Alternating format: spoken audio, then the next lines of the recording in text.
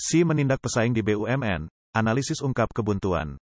Seperti yang telah dilaporkan sebelumnya selama sesi pleno Komisi Pemeriksaan Disiplin Pusat, CCDI, pada tanggal 8 Januari Xi Jinping menekankan perlunya mengatasi korupsi di sektor-sektor termasuk keuangan, badan usaha milik negara, BUMN, energi, obat-obatan, dan pembangunan infrastruktur. Analisis sekarang mengungkapkan bahwa sektor-sektor ini, yang didominasi oleh BUMN pusat dan lokal, adalah medan pertempuran kunci di mana Xi memusatkan upayanya untuk memberantas faksi-faksi partai yang menentang kepemimpinannya, menyebabkan kebuntuan saat ini. Wang He, pakar urusan China, mencatat bahwa sektor-sektor ini sebagian besar dikendalikan oleh BUMN pusat dan daerah, yang merupakan blok kekuasaan signifikan yang belum sepenuhnya ditaklukkan Xi selama 10 tahun kekuasaannya. Sektor keuangan, yang secara historis dipengaruhi oleh elit atau pangeran PKC, telah menjadi target utama upaya anti-korupsi Xi selama bertahun-tahun, dan kampanye tersebut semakin intensif baru-baru ini. Selama setahun terakhir, lebih dari 100 eksekutif keuangan, termasuk 40 dari 5 bank BUMN terbesar, telah diberhentikan. Hal ini dipandang sebagai upaya Xi untuk mengatasi defisit keuangan dan bersaing dengan keluarga elit untuk menguasai sumber daya keuangan.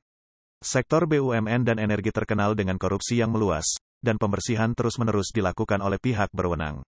Menghadapi tantangan dalam perdagangan luar negeri dan pasar real estate, Partai Komunis China telah meningkatkan investasi dalam proyek infrastruktur baru sebagai langkah stimulus ekonomi. Namun proyek-proyek ini telah membuka jalan baru bagi korupsi di kalangan pejabat daerah dan badan-badan otoritas.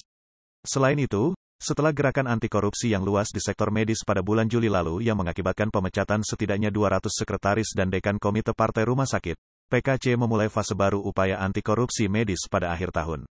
Pada sesi CCDI, Xi menuntut tindakan keras terhadap aktivitas mencari keuntungan yang memanfaatkan kekuasaan dan pencegahan berbagai kelompok kepentingan agar tidak menyusup ke ranah politik.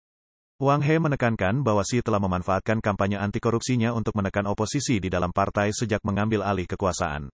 Faksi politik PKC yang terlihat secara efektif dibubarkan pada Kongres Partai ke-20, sehingga memastikan kesetiaan penuh Politbiro Pusat kepada Xi. Meskipun demikian, musuh-musuh politik Xi diyakini tersembunyi di antara kekuatan ekonomi dan politik.